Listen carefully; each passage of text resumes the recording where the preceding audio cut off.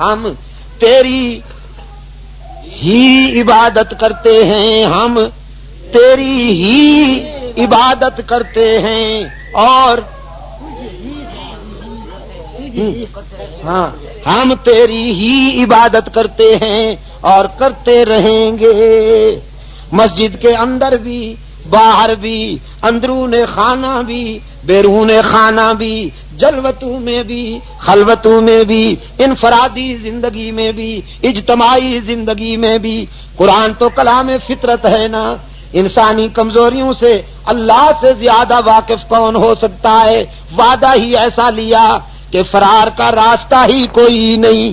ایسا تو نہ ہو نا کہ مسجد میں اس کا سجدہ، مسجد سے باہر کہیں کوئی جھنڈی نظر آ گئی تو سر جھکا لیا، کہیں کوئی موٹی توند والا نظر آ گیا تو اس کے آگے سر جھکا لیا۔ وہ الطاف حسین حالی نے رونا رویا نا، کہیں نخل مرقد کی چھاؤں میں سجدہ، کہیں مرنے والے کے پاؤں میں سجدہ، اشاروں میں سجدہ، اداؤں میں سجدہ، ادھر اور ادھر خانقاہوں میں سجدہ۔ اس لیے قرآن نے وعدہ کیا ہم تیری ہی عبادت کرتے ہیں، وعدہ لیا اور کرتے رہیں گے۔ ہم تجھ سے ہی مدد مانگتے ہیں اور مانگتے رہیں گے۔ ہمارا معبود کون؟ اللہ ہی۔ دیکھو میں آج آیا ہوں لیکن میرا پیغام تو پہنچا ہوا ہے، میرا درد دل تو پہنچا ہوا ہے۔ ہمارا معبود کون؟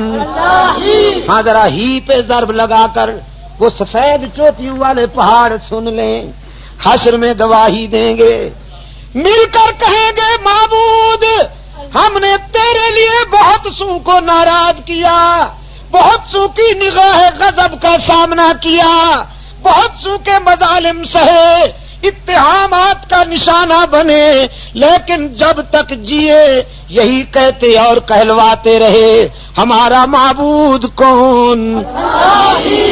ہی پہ ضرب لگا کر، ہی پہ یہاں اتنا زور سے ہی کہو کہ پنجاب تک پہنچ جائے اور بھی کے بیماروں کو اللہ شفائے کاملہ عطا فرمائے۔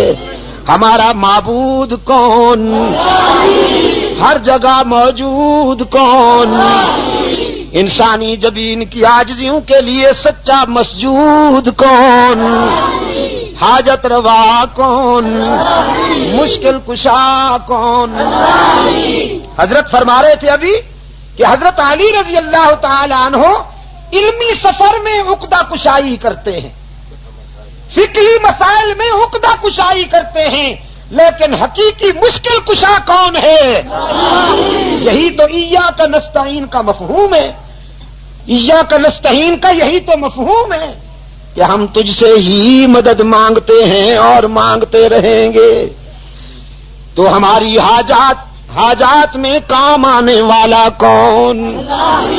رزاق مطلق کون؟ اولاد دینے والا کون؟